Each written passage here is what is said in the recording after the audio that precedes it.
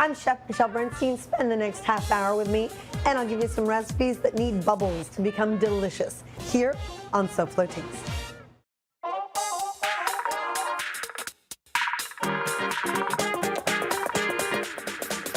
How fun is that?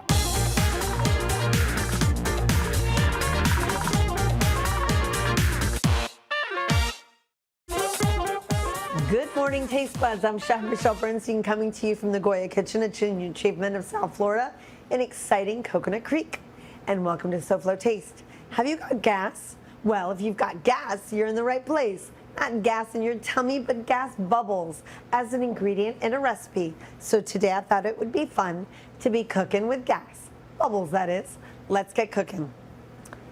Still don't have my voice back. For those of you that watch the show, I'm really sorry that you have to deal with this. I know I sound a little weird. Hopefully next week it'll be better. So let's open up our first bubble, shall we? I decided to start off the show with a little bit of champagne. So be careful when you open up a bottle of champagne. That little metal part on the top, if you lift it up without holding the cork, there's a slight chance that the cork could pop out. So always hold on to the cork after you take off the metal. Then slowly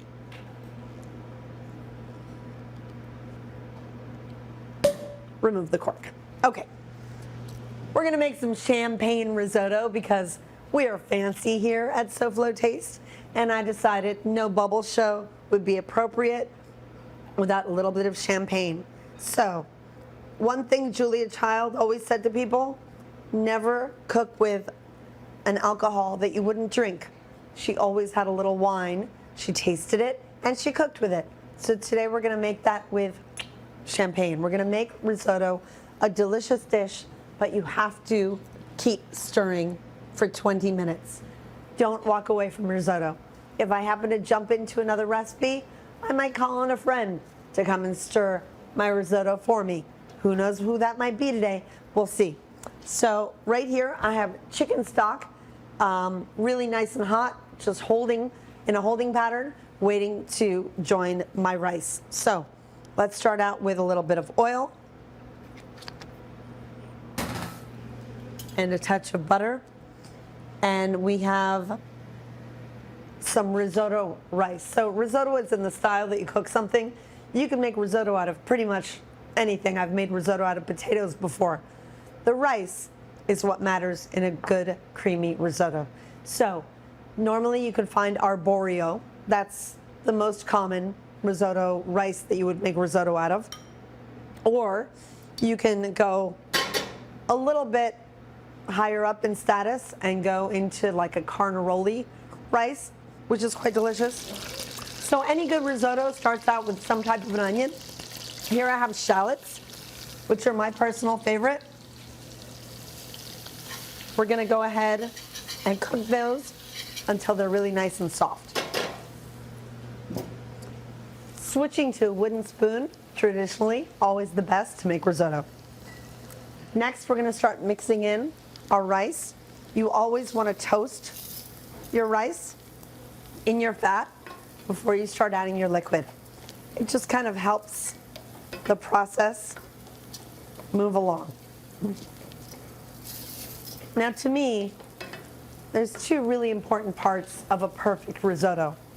One, that the rice is not overcooked, but it's al dente, which is just cooked to perfection. Number two, that it's creamy, super creamy. All right, so I'm gonna taste the champagne, make sure it's okay. Delicious. So next, by the way, my instructions are always use a really good either bottle of wine or champagne, good enough to drink, but not so incredibly overpriced that it'll break the bank, right? So we've got something kind of lower to mid-range, delicious, but not crazy expensive. So let's take a hold of our bottle here. And let's go ahead and add our first douse of champagne.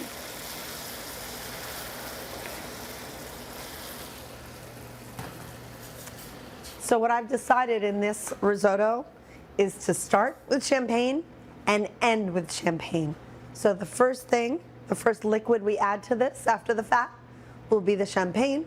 Then we're gonna keep stirring and adding chicken stock little by little. As it evaporates, we're gonna add more. And the last bit of liquid to finish the risotto will be the champagne, so that it has that delicious champagne flavor. So when you come back, we're gonna teach you another absolutely delicious recipe using another of my favorite bubbly. I'll tell you what that is when you come back. SoFloShows.com is a great place to celebrate the food of South Florida. It's also the place to ask me a question or make a comment, especially a good comment. Again, SoFloShows.com. Come back to the Goya Kitchen at Junior Achievement of South Florida. Chef Michelle and the food. This is SoFlo Taste.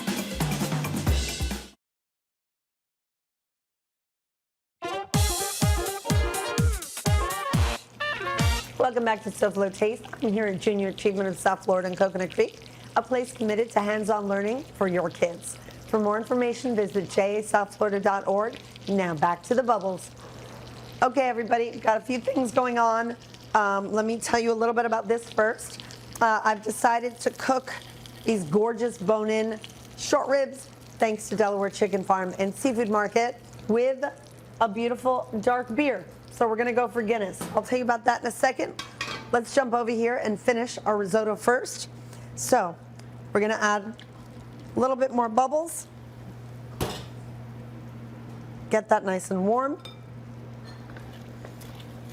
The rice is just about finished cooking. Let's start adding in butter, little by little, stirring, stirring, stirring. And it's beautifully creamy because I never stop for 1 second creaming the risotto. Stirring allows it to get very creamy. And I can smell the delicious warm champagne now in the mix. We're gonna finish it with a little Reggiano Parmigiano and some lemon zest for freshness. Now I haven't seasoned it yet, so I'm gonna do that right now. Let's go ahead and take some salt and pepper.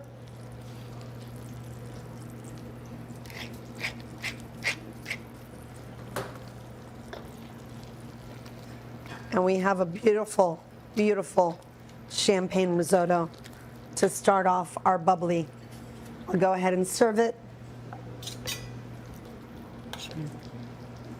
Look how incredibly creamy that is. You could see that the rice is still has its shape.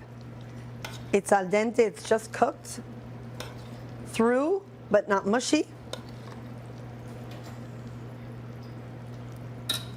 And a little bit of cheese over the top. I never enjoyed risotto when it's able to stack up tall. I think that is, to me, not in the style of a true risotto. I love how it's just runny and just delicious. So let's go ahead and talk about these delicious short ribs. So I asked my friends over at Delaware Chicken Farm and Seafood Market if they had short ribs, and my goodness, do they ever. Look at these bad boys. They are just delicious. Go visit my friends over at Delaware Chicken Farm and Seafood Market. They're at 4191 North State Road 7 in Hollywood. Just ask them what they think is best for braising, and they will get you to where you need to be. Don't forget, they've got stone crabs, lobsters, oysters, caviar. They have it all. Go to DelawareChicken.com or call them at 954-983-6831. Tell them I sent you. All right, so what I do with short ribs, I start by searing them.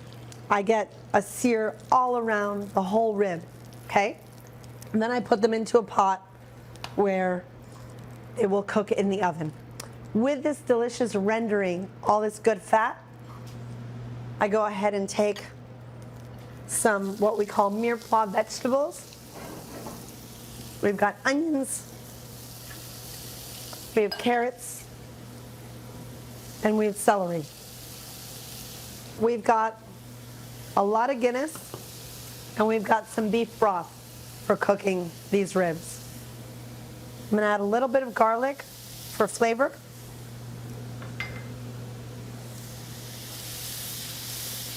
And just start stirring this around. Once your vegetables have gotten a little bit softer, go ahead and add some tomato paste.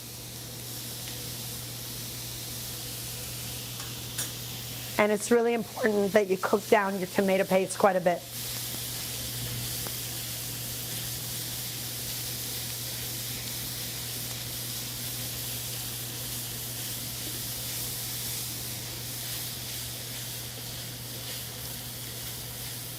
Once that tomato paste is cooked down a little bit, go ahead and add your beer.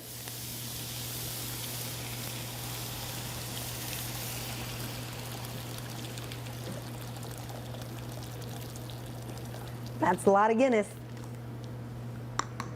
And a little bit of broth.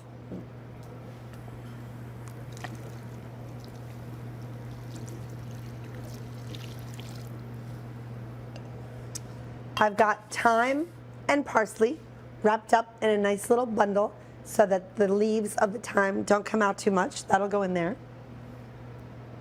A bay leaf and some peppercorns. We're gonna let this whole thing come to a boil. Once it does, I'm gonna get help from somebody stronger than me to go ahead and pour all that and all the good juicy bits into this pot. We'll cover it, throw it into an oven, and that's gonna take a little while, but come right back for another of my recipes. And remember, all of them, including today's, are available on the SoFlo Show's webpage. Just scan this quick response code for a quick trip to the SoFlo Show's page. Come right back before my bubbles go flat.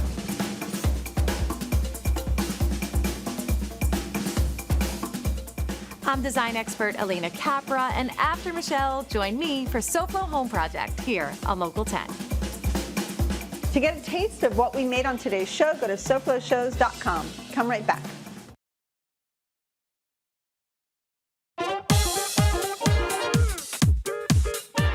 For more information on today's show or to see a recent SoFlo Taste episode, please go to our website, SoFloShows.com.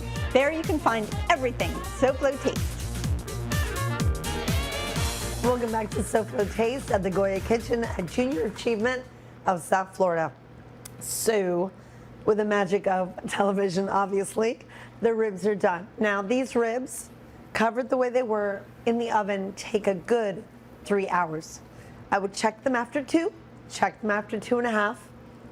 Don't go over 3, unless they're really hard. What you need to do is take a really little knife, like this one, the paring knife, and go ahead and stick the paring knife in the meat. If it goes in easily, it's ready. What you're not waiting for the bones to fall off and for them to look like ropa vieja, old clothes, all kind of pulled apart. You want the ribs to hold their own shape, and the ribs might fall off, but you don't want them to all break apart. So you don't want to overcook it, basically. You want it to be cooked all the way through, really nice and tender. Let me show you what they look like. This is actually still, well, with a tongue, I'm helping hold on to the bone. Look how beautiful they are. And, it's quite dramatic to show it on the bone, but if they happen to fall off, it's not a big deal.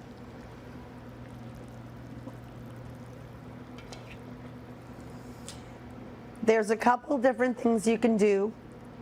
See, this one fell off the bone. A couple things that you can do for the sauce. What we do in restaurants is we take this sauce with all its vegetables and strain it. We allow the sauce to cool overnight in a refrigerator so that all the fat comes to the top and hardens. We remove it, and then you have a beautiful sauce. At home, we don't normally do things like that. We're a little bit more rustic. So what I would basically do is take a little bit of the fat off, if you can, and then just take all those delicious bits of veggies and cooking juice and just serve it right over these beautiful ribs. It's very interesting, the combination of the Guinness with the rib. It makes it really delicious. I was worried it was going to be a little bitter, but not at all. It's really wonderful. Isn't that gorgeous? I think it's just such a beautiful dish. You know, short ribs are very traditional. Normally you would find them in most good restaurants, but to make that at home from the beginning to end, there's nothing like it. And these happen to be beautiful short ribs, so I highly recommend doing it. All right, so the next thing I wanted to teach you was how to make poached pears. So here I have a pot with these beautiful little pears in them. We have not taken out the center yet, and they are just peeled and ready to go. You can use any kind of pear, any size pear. Obviously, larger pears need a larger pot, but it's really up to you. Whatever you find will work great. Just make sure they're really well peeled. So, instead of using champagne, we're gonna now jump into Prosecco. Obviously, if you had champagne left over from your risotto and you wanted to use that, you absolutely could. So either way is fine with me. Prosecco's obviously a lot more inexpensive, but delicious as well. So we're gonna add Prosecco to the pot with the pears. We're gonna add a little bit of sugar, but not too much.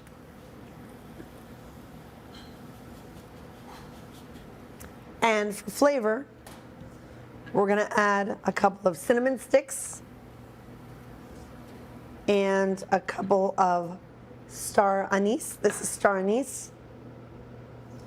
Just delicious, one of my favorite whole spices to use for things like this. And one little clove. Cloves are really strong. I don't like to go crazy with them. They're great when you can't really taste them, but like there's something there, but you're not sure what it is. That's how I like my cloves. So just one of those.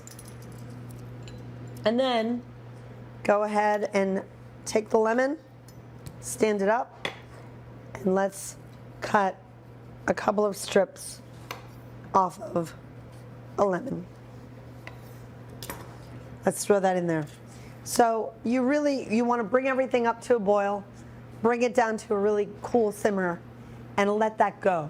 And we're going to let that go until the pears are beautifully tender. And it should take us only about 20 to 25 minutes for that to happen.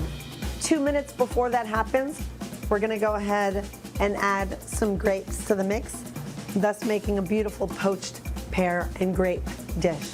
Come right back, we'll see how that turns out.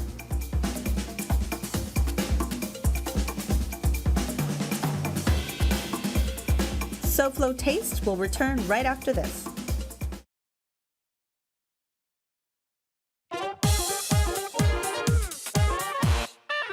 Welcome back to SoFlo Taste. I was actually just finishing up the pear dish. Look how beautiful this turned out. So I took the center part of the pears out once they were fully cooked. Obviously, the sauce is like the best part of the whole thing. Serve it with a little bit of mint. I love putting a little piece of cinnamon on there. Now, traditionally, if you want, you can top that with some ice cream or sabayon or whipped cream. To me, this is perfect as it is. Thank you so much for coming along today on my bubbly bombast. Be sure to try one or any of them.